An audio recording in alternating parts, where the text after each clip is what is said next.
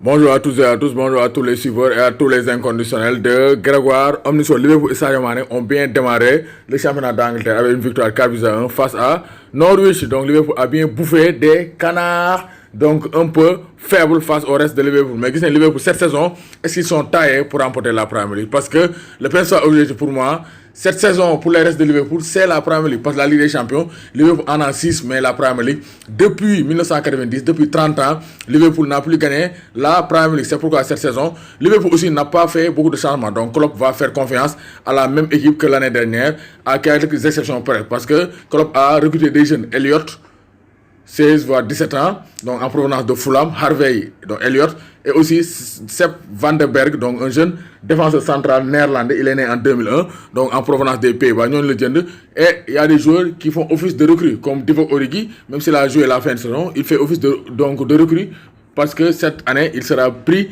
au sérieux, il sera un concurrent de taille pour les attaquants.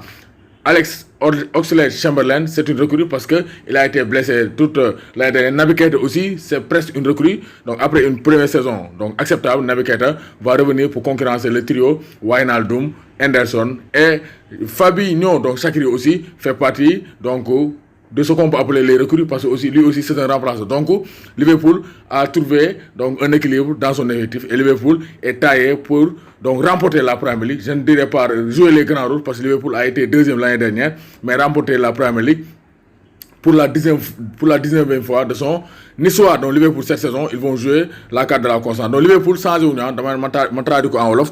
Liverpool ren changé wu lu bari seen équipe bi.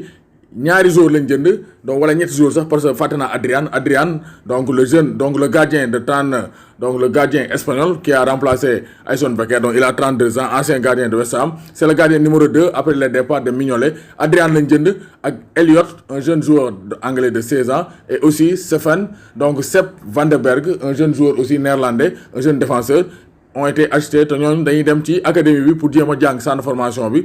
Ensuite joueur majeur jënd ñu benn joueur majeur.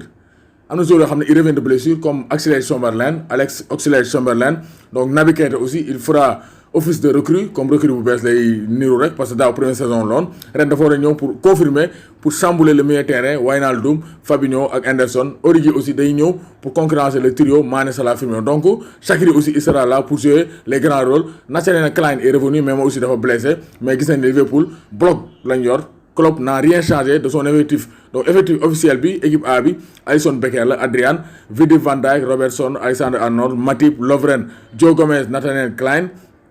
Milieu on a Wijnaldum, Milner, Fabinho, Henderson, Naby Keita, Alex Oxlade-Chamberlain et Adam Lallana. En attaque on a Sadio Mané, Salah, Firmino, Origi, Xherdan Shaqiri. Donc gis nañ Liverpool, ils ont une équipe de feu. Et on espère que Liverpool cette saison, ils vont remporter la Premier League. Au grand bonheur de Sadio Mané, notre international sénégalais. Donc Liverpool, est-ce qu'ils vont remporter la Premier League cette saison? Est-ce qu'ils sont taillés pour dominer Manchester City et remporter la Premier League?